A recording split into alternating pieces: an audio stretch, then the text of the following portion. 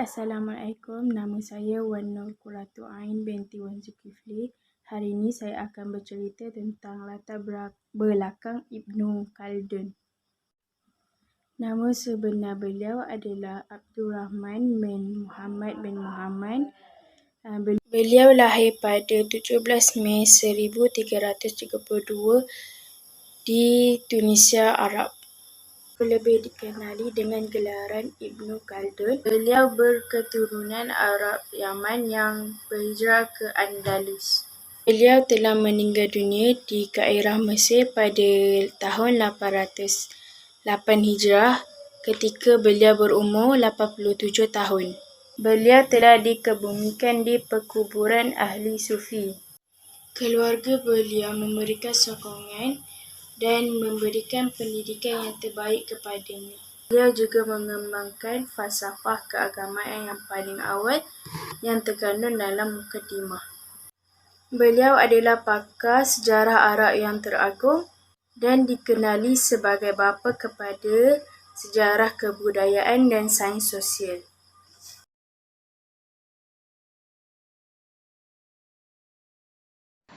Jenis kaedah beliau adalah kaedah pendidikan.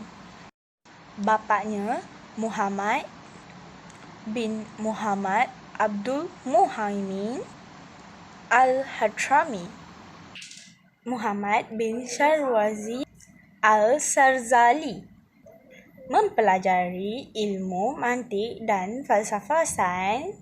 Selain itu, matematik daripada Muhammad bin Ibrahim Al-Hali. Fes beliau menuntut dengan Hamad bin Al-Qasar. Lisanul beliau sebagai penglibatan politik adalah bermula sebagai tukang stempel surat di bawah pemerintahan Ibnu Takrafin. Seterusnya menjadi setiausaha Sultan Abu Inan di Takrafin dan Abu Said, menjadi setiausaha dan penasihat Abu Salim penguasa Morocco, menjadi duta Raja Moor di Granda, menjadi Perdana Menteri setelah menerima tawaran daripada Abdullah Muhammad Al-Hafsri kerana tidak sefahaman.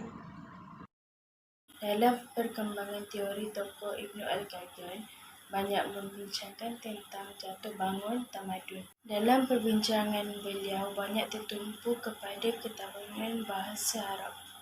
Dan pandangan yang dibawanya adalah relevan dan dapat diterjemahkan untuk hampir keseluruh tamadun. Melalui pemikiran beliau, maka terbinalah sebuah model 3 tahap kerajaan atau organisasi sosial yang dikenali sebagai teori tahap Ibnu Khaldun.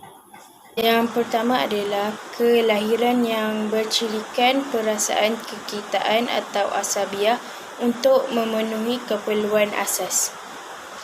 Yang kedua adalah tahap kehidupan menetap atau bertamadun yang bercirikan kelahiran. Sistem berkerajaan akan melahirkan golongan pemerintah yang berbeza dengan kehidupan rakyat jelata dan disusuli oleh pertumbuhan bandar. Tahap ketiga adalah tahap lemah, iaitu kejatuhan yang disebabkan oleh peningkatan kemewahan dan kelunturan semangat kekitaan. Ini kerana kelas pemerintah akan dibuai oleh kemewahan dan perasaan semangat kekitaan akan hilang dalam kalangan rakyatnya dan menjadi lemah. Selain itu, teori Ibnu Khaldun dengan menunjukkan kehebatan atau kekuatan semangat kekitaan dalam sebuah bangsa yang menentukan jatuh bangunnya sebuah tamadun. Menurut beliau lagi, kedaulatan kuasa adalah diakibatkan kekuatan. Tujuan pendidikan Islam. Abdul Khalid berpendapat bahawa tujuan pendidikan pertama adalah memberi kesempatan kepada pemikir untuk aktif dan bekerja. Tujuan pendidikan yang berorientasi kepada akhirat. Beliau menjelaskan bahawa kitab mukadimahnya bahawa mengajar anak-anak mendalami Al-Quran merupakan suatu simbol dan pengerti Islam.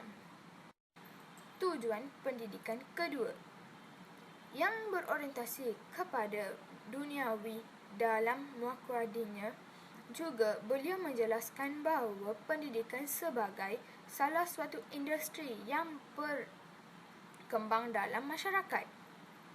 Kesimpulan, dalam konsep pendidikan dan pengajaran Ibn Khaldun, beliau tidak hanya mementingkan keagamaan sahaja, melainkan juga dari kesegian keduniaan. Menurut keduanya, tidak kalah pentingnya keduanya harus sama-sama memberi kepada anak-anak didik